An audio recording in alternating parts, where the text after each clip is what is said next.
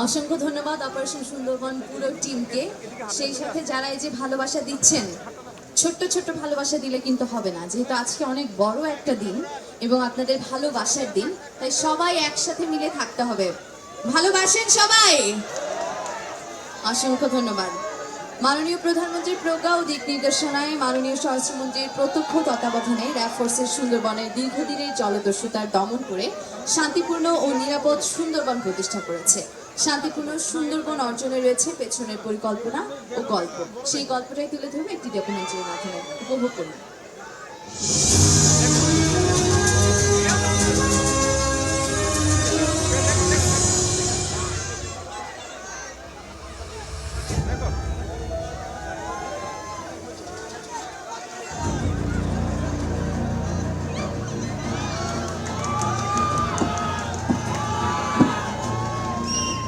সুন্দরবন, যেখানে শক্ত ঘাঁটি গেড়ে বসেছিল জলদস্যুরা, তারা দেশি ও আন্তর্জাতিক নেটওয়ার্কের যোগ সাজসে অপরাধের এক স্বর্গরাজ্যে পরিণত করেছিল সুন্দরবনকে। বাঘ, হরিণ, বৃক্ষ নিধন ও চোরাচালানের মাধ্যমে হুমকির মুখে ফেলেছিল সুন্দরবনকে। অন্যদিকে চাঁদাবাজি, হত্যা, খুন, মুক্তিপণ আদায়ের মাধ্যমে সুন্দরবন উপকূলবাসীর জীবনকে অতিষ্ঠ করে তুলেছিল তারা। হতদরিদ্র, ঋণের চাপে জর্জরিত মৎস্যজীবী, মাওয়ালি আর বাওয়ালিদের কষ্টার্জিত মাছ, মধু ইত্যাদি সঁপে দিতে হয়েছে তাদের হাতে। অপার সম্ভাবনা থাকা সত্ত্বেও নিরাপত্তাহীনতার কারণে সম্ভাবনার দ্বার উন্মোচিত হয়নি সুন্দরবনের। জলদস্যুদের দৌরাত্মে অনিরাপদ চ্যানেল দিয়ে মোংলা পোর্টে আগত বৈদেশিক জাহাজের নাবিকরা নিরাপত্তা সংখ্যায় ভুক্ত। এই অরাজক পরিবেশ থেকে উত্তরণের আলোকবর্তিকা হয়ে আসেন মাননীয় প্রধানমন্ত্রী শেখ হাসিনা। সুন্দরবনের প্রান্তিক জনগোষ্ঠীর জীবন রক্ষা, মৎস্য ও বনজ সম্পদের সংরক্ষণ, সর্বোপরি সুন্দরবনকে বাঁচাতে মাননীয় প্রধানমন্ত্রীর নির্দেশে 2012 সালে র্যাব ফোর্সেসকে লিড এজেন্সি করে তৈরি হয় টাস্ক ফোর্স। শুরু হয় দস্যুমুক্ত সুন্দরবন গঠনের উদ্যোগ। মাননীয় প্রধানমন্ত্রীর প্রজ্ঞা ও দিক নির্দেশনায় র্যাব ফোর্সেস 5টি পর্বে সুন্দরবনকে দস্যুমুক্ত করতে পরিকল্পনা করে, যার মূল উদ্দেশ্য ছিল সুন্দরবনে স্থায়ী ও টেকসই নিরাপত্তা ও শান্তি প্রতিষ্ঠা করা। পর্বগুলো হল অভিযান, আত্মসমর্পণ, পুনর্বাসন, মনস্তাত্ত্বিক পরিবর্তন, সমাজের মূলধারায় আত্মীকরণ। অভিযান। সুন্দরবনকে দস্যুমুক্ত করার মূল কৌশল ছিল জলদস্যুদের উপকূলের সাথে সংযোগ বিচ্ছিন্ন করে জোরালো অভিযানের মাধ্যমে তাদেরকে কোণঠাসা করে আত্মসমর্পণের দিকে ধাবিত করা।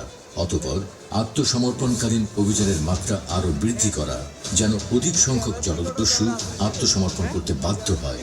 র্যাবের এই বিশেষ অভিযানে সুন্দরবনে গ্রেপ্তার হয় 262 জন জলদস্যু। উদ্ধার করা হয় বিপুল পরিমাণ অস্ত্র ও গোলাবারুদ। আত্মসমর্পণ। র্যাবের ক্রমাগত সাঁড়াশি অভিযানের ফলে 31 মে 2016 সাল হতে 1 নভেম্বর 2018 পর্যন্ত প্রায় 2 বছরের এই স্বল্প সময়ের ব্যবধানে সুন্দরবনের 32টি বাহিনীর 328 জন জলদস্যু 462টি অস্ত্র ও বিপুল পরিমাণ গোলাবারুদ সহ আত্মসমর্পণ করতে বাধ্য হয়। পুনর্বাসন।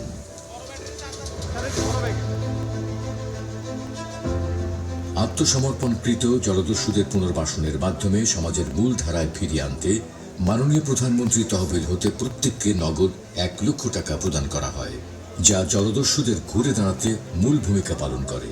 এছাড়া র্যাব ফোর্সেসের পক্ষ থেকে নগদ 20,000 টাকা ও একটি করে মোবাইল সেট প্রদান করা হয়। পাশাপাশি ঈদ সহ অন্যান্য ধর্মীয় উৎসবে উপহার সামগ্রী প্রদান, বৈরী আবহাওয়ায় শীতবস্ত্র বিতরণ ছাড়াও করোনাকালীন এবং অন্যান্য দুর্যোগকালীন সময় তাদেরকে নানাবিধ মানবিক সহায়তা প্রদান করা হয়। র্যাবের তত্ত্বাবধানে আত্মসমর্পণকারী জলদস্যু পরিবারকে স্বাবলম্বী করতে সুন্দরবনের হাসি নামক একটি প্রকল্প চলমান রয়েছে, যেখানে সেলাই মেশিন প্রদান সহ প্রশিক্ষণ, ড্রাইভিং এবং অন্যান্য কারিগরি বিষয়ে দীক্ষিত করা হয়। প্রতি বছর সুন্দরবনকে জলদস্যু মুক্ত ঘোষণার বর্ষপূর্তি অনুষ্ঠানে তাদেরকে বিশেষ সহযোগিতা প্রদান করা হয়। 2021 সালে আত্মসমর্পণকারীদের উপর পুনর্বাসন চাহিদা নিরূপণ করে দস্যুমুক্ত সুন্দরবন ঘোষণার 3য় বর্ষপূর্তিতে আত্মসমর্পণকারীদের মাঝে 102টি ঘর, 90টি মালামাল সহ মুদি দোকান, 228টি গবাদি পশু, 12টি মাছ ধরা নৌকা ও জাল, 8টি ইঞ্জিন চালিত নৌকা বিতরণ করেছে র্যাব। মনস্তাত্ত্বিক পরিবর্তন। আত্মসমর্পণকারীরা যেন আবার পুরনো পেশায় ফিরে না যায়, সেজন্য র্যাব বিভিন্ন মোটিভেশনাল প্রোগ্রাম পরিচালিত করে, যেখানে সমাজের বিভিন্ন পেশার লোকজন ও জনপ্রতিনিধিদের সম্পৃক্ত করা হয়। সমাজের মূলধারায় আত্মীকরণ। র্যাব স্থানীয় জনসাধারণের সাথে জলদস্যুদের সম্পর্ক উন্নয়নে গ্রাম্য বৈঠক, মতবিনিময় ও প্রেষণামূলক কার্যক্রম অব্যাহত রাখে। তাদেরকে স্বাভাবিক জীবনের স্বাদ দিতে গুরুতর মামলা, হত্যা, ধর্ষণ ও অগ্নিসংযোগ ব্যতীত অন্যান্য মামলাসমূহ প্রত্যাহারের উদ্যোগ নেওয়া হয়। বর্তমানে উক্ত মামলাসমূহ মন্ত্রণালয়ের বিবেচনার জন্য উপস্থাপন করেছে র্যাব। অচিরেই জলদস্যুরা এই সকল মামলা হতে অব্যাহতি পাবেন বলে আশা করা যায়।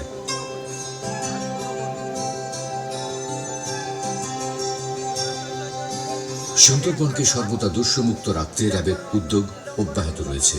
সুন্দরবনের মাওয়ালি, বাওয়ালি, বনজীবী এবং বিভিন্ন পর্যটকদের নিরাপত্তা কল্পে র্যাব তার সরব উপস্থিতি, গোয়েন্দা নজরদারি, নিয়মিত নৌটহল এবং হেলিকপ্টার টহল চলমান রেখেছে।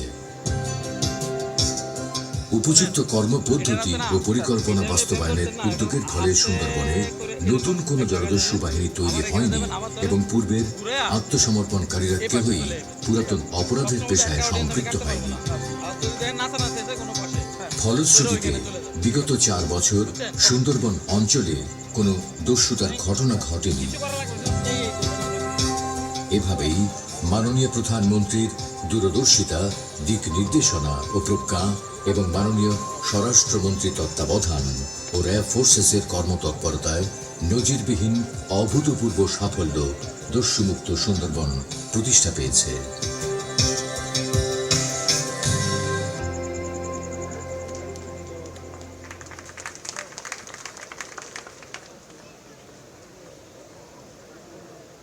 এত সুন্দর করে সুন্দরবনকে আমাদের সামনে তুলে ধরবার জন্য অবশ্যই অপারেশন সুন্দরবন টিমকে ধন্যবাদ জানানো হবে। সেই সাথে সাথে আপনারা নিশ্চয়ই অধীর আগ্রহে বসে আছেন যে কখন আসলে আমরা আজকে যার জন্য যে কারণে এখানে উপস্থিত হয়েছি সবাই, সেই মাহেন্দ্রক্ষণ কখন আসবে। সবাই অপেক্ষা করছেন না ট্রেলার দেখার জন্য? তো চলুন দেখে নেই, কি বলেন? সবার একটা চিৎকার শুনতে চাই ট্রেলার দেখার আগে। অসংখ্য ধন্যবাদ। আজকের অনুষ্ঠানের মাননীয় প্রধান অতিথি জনাব ডক্টর বেনজির আহমেদ, বিপিএম বার, মাউসে ক্লিক করে অপারেশন সুন্দরবনের ট্রেলার উন্মোচন করবে আপনাদের সবার সামনে। স্যার, আপনাকে বিনীতভাবে অনুরোধ জানাচ্ছি। 10, 9, 8, 7, 6, 5, 4, 3, 2, 1, 0.